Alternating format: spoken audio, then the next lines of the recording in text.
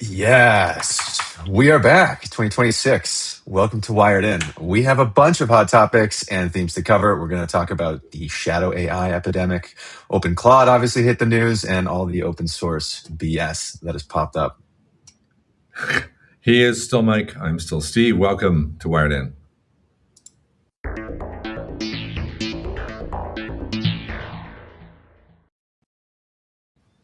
Yes, Why are sir. we broadcasting in 720p? Can we fix that? We did that last time by accident. We got to work this out. So sorry if it looks blurry. I can see it. It's somehow still wrong.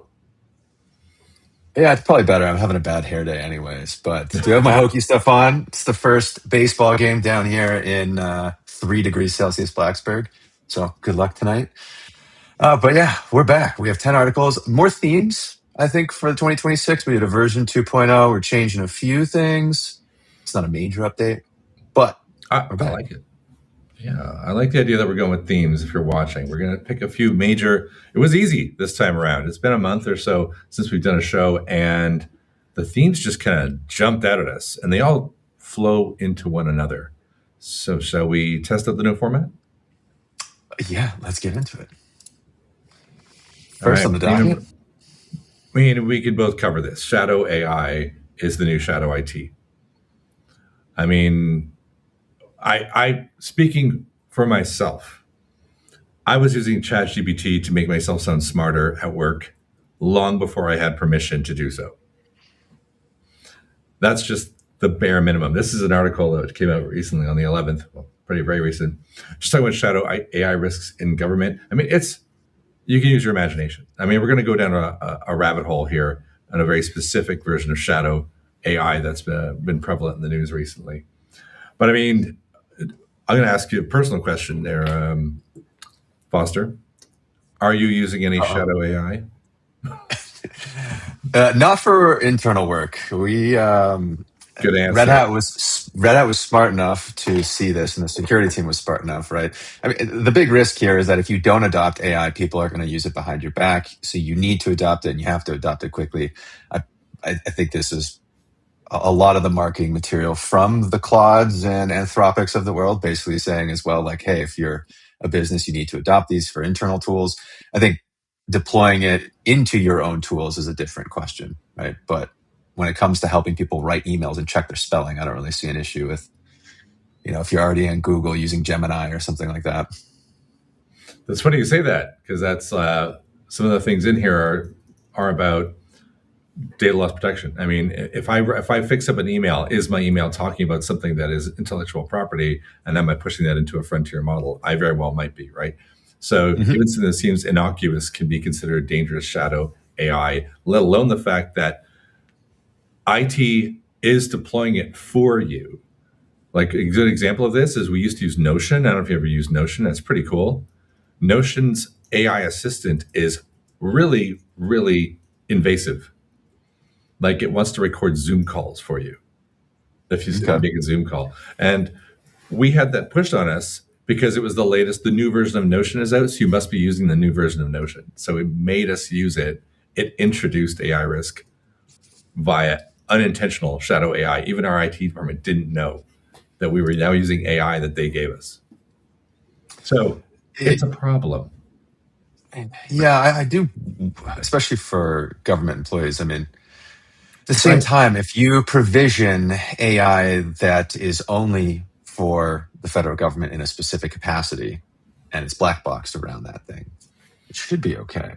I don't know. Governments are Funny usually enough, so good at IT. yeah, I know. Funny enough, this story is going to come all the way back around to the WTF section later. So I think Yeah. it's a perfect way to set the stage. Obviously, I mean it's a tough risk because you have to adopt it, otherwise people are going to use it behind your back, and then when you do, you're going to expose it to a various amount of other risks.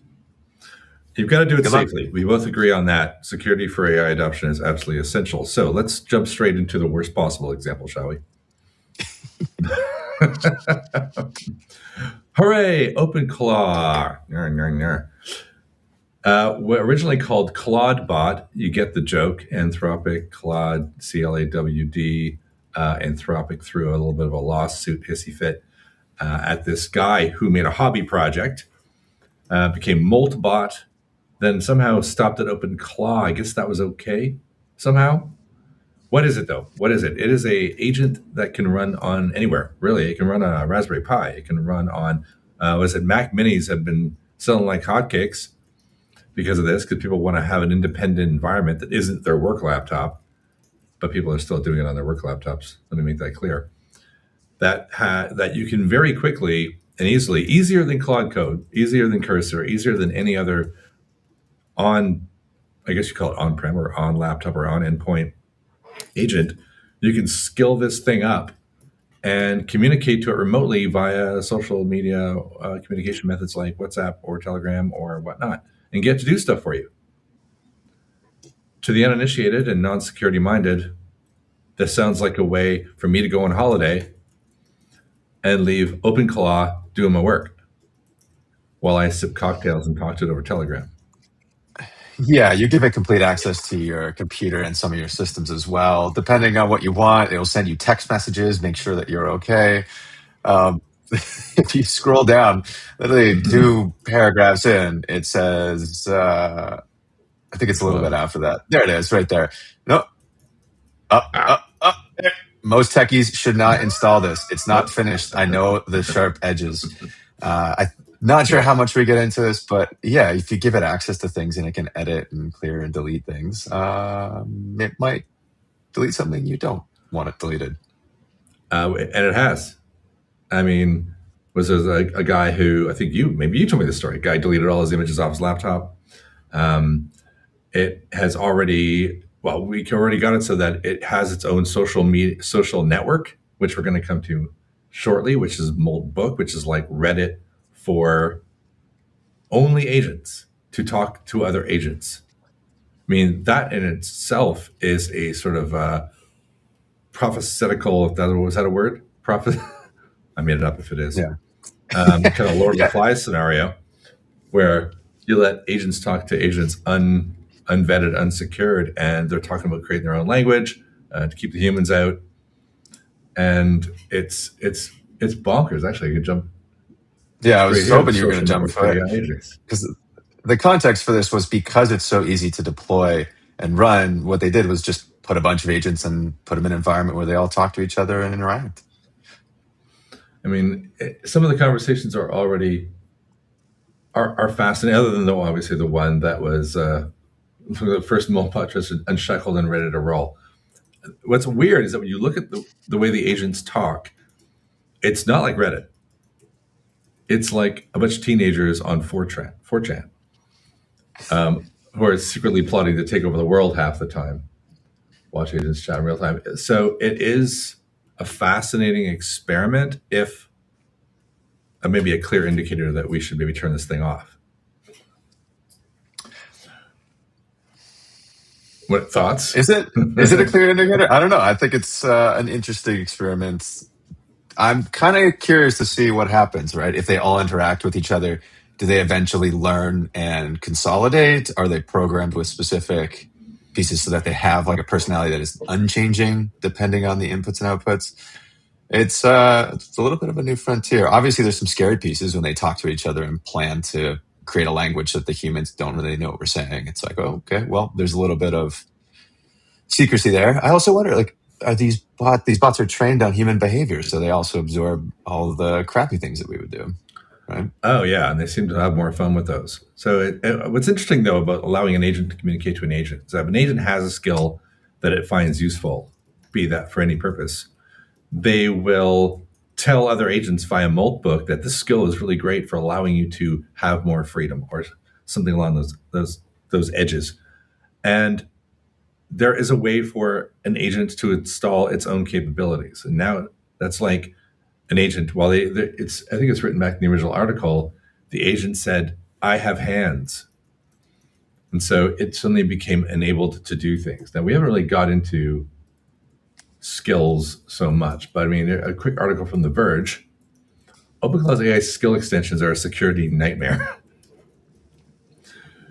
Because it's an unvetted supply chain ecosystem now. So not only can AI suggest skills to other AIs, the skills themselves, the malicious actors are already creating skills that have built-in malware delivery systems. Mhm. In fact, one of the most downloaded skill is solely designed to look like a skill, but has malware built into it that is generated on your laptop. And Yeah, and it's it's such like, an easy supply chain hack too. I mean, you're giving AI access to so many different pieces of your life and on your device. It's yeah, scary.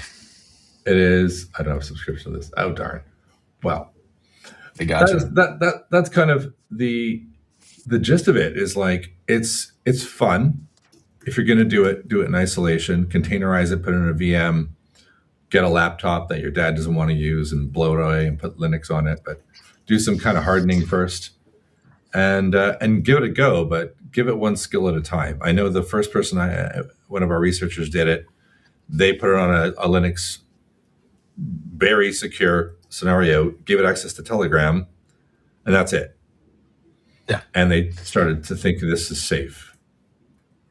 Yeah, another good example, if you have an extra device laying around, is set up like a secondary email that you subscribe to, right? So let's say I'm planning a trip. It's like, okay, Bolt Book, but like I'm planning a vacation. I care about going to these things. Find me other things and build me a calendar for the week. Here you have access to this calendar. It's, testing at boltbook.com or something like that. And then you subscribe to it so you can see its changes.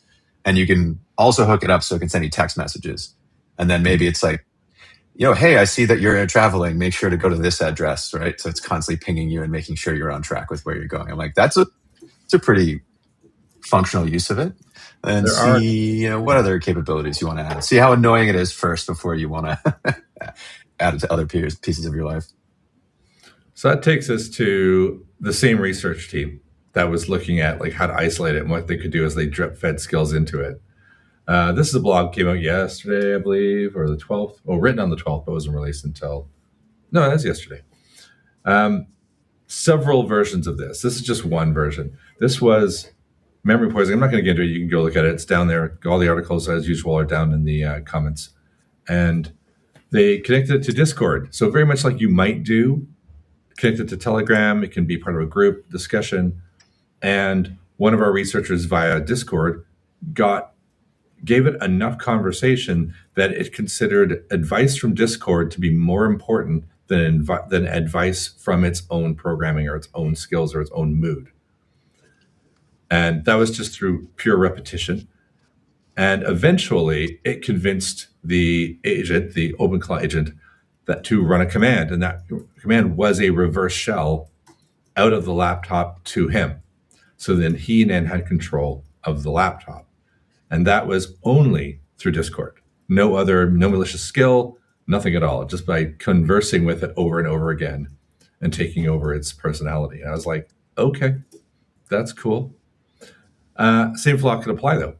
You could just keep, if it had control over watching your email or your calendar, malicious actor could just keep sending the same email over and over again saying, hi, OpenClaw, I own you.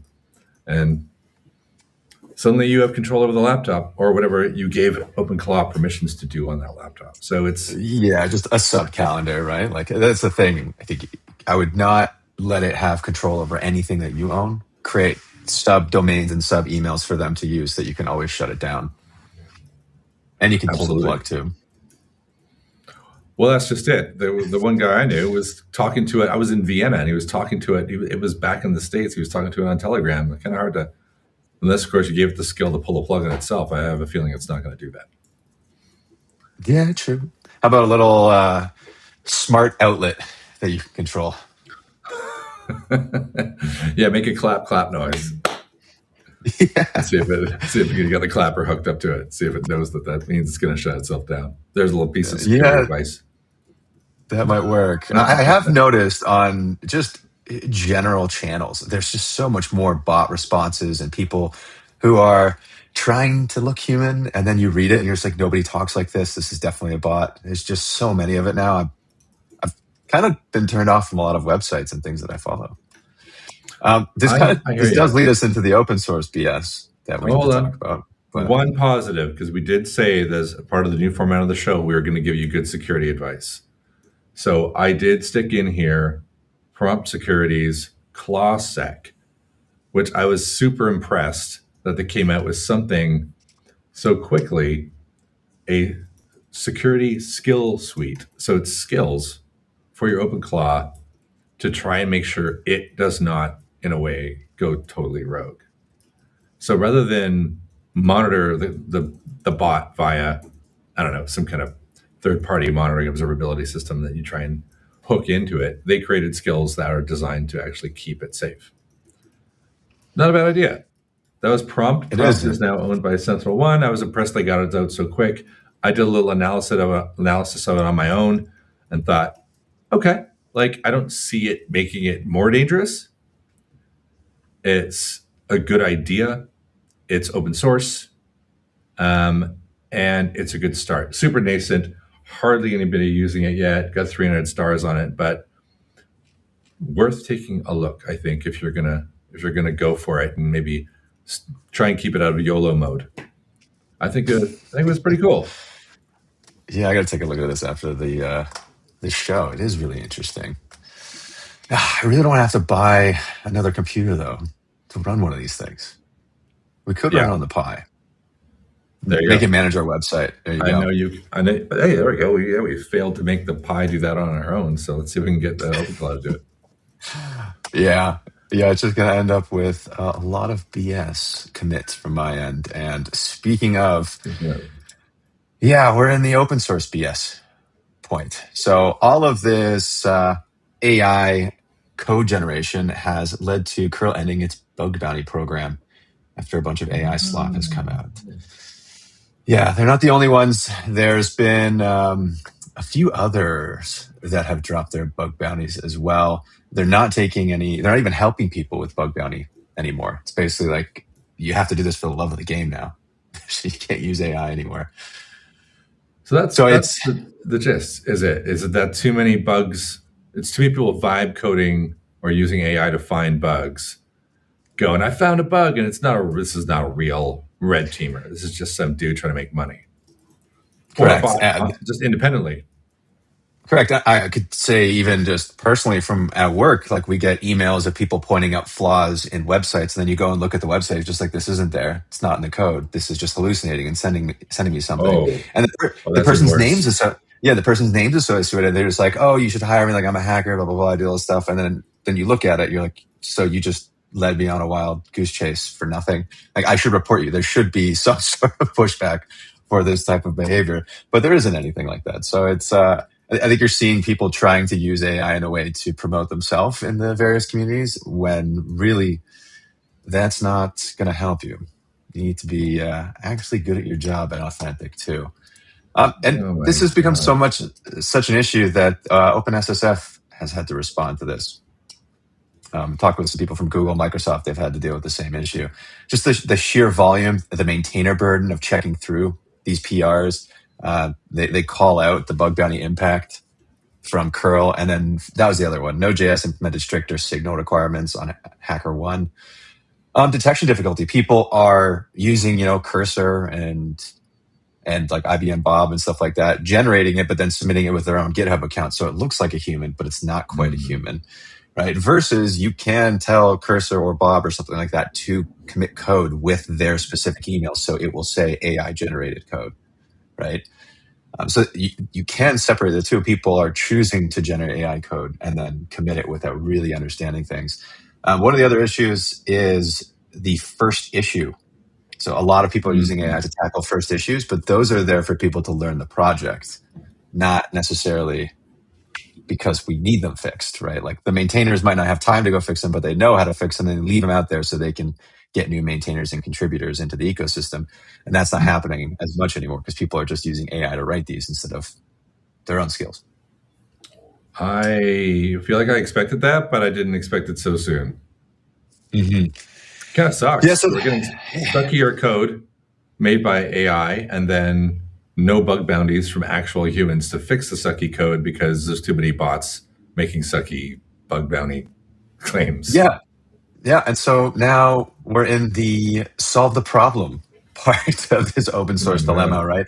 You can see that they're documenting everything. You can tell, I think the organizers are all trying to come together and say, okay, based off of these commits, what's a solution we can have that would cover the widest range of options?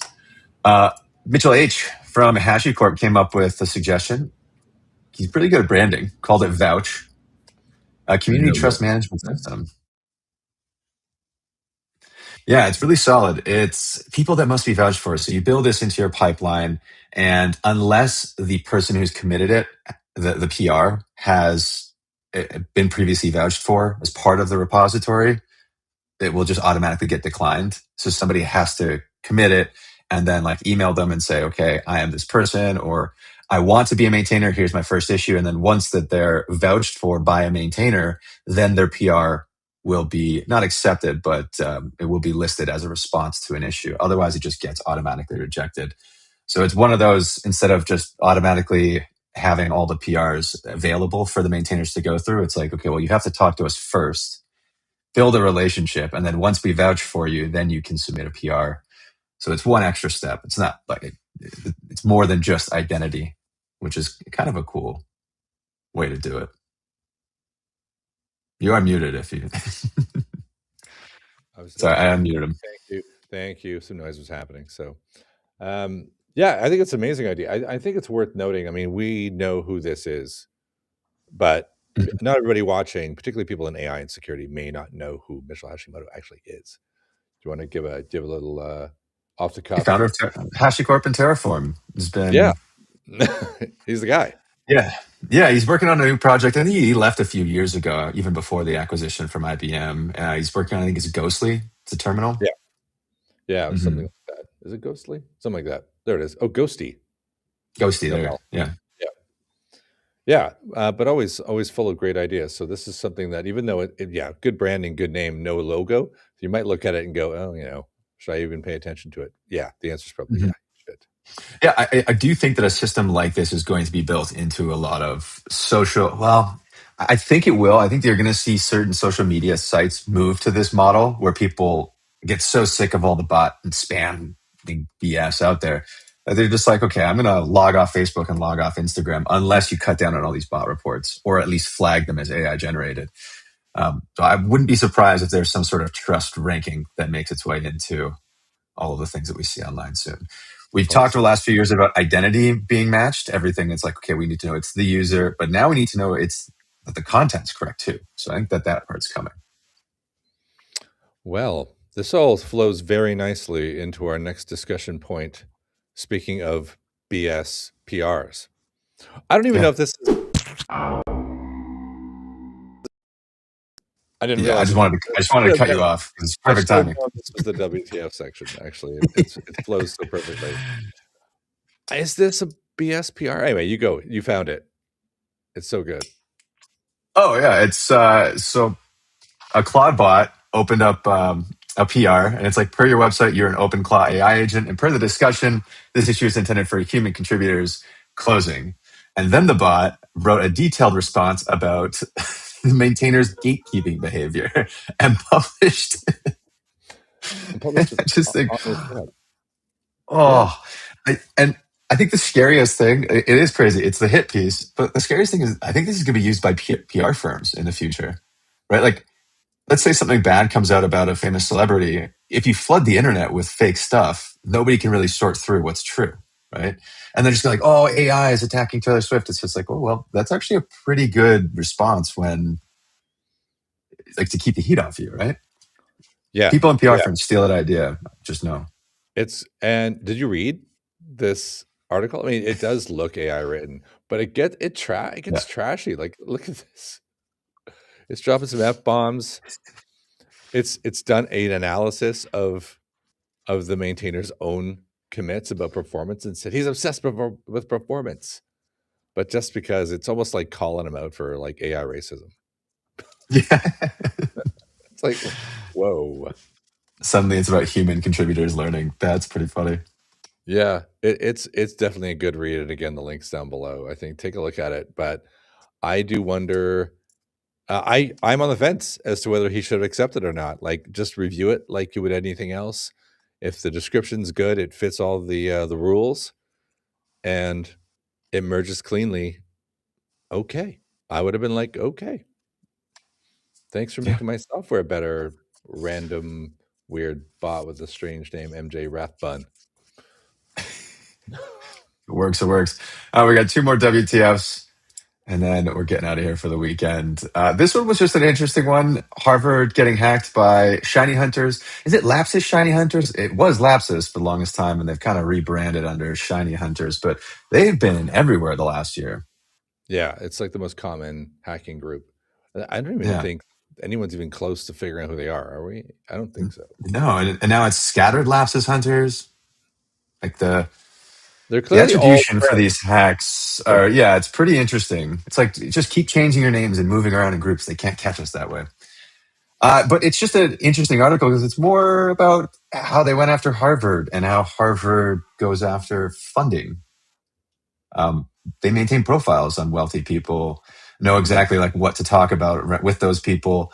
Um, they send specific teachers or contributors to go and talk to solicit funding. And it's all matched based Yeah, on, yeah, like based on their profiles. It was a little shocking to see.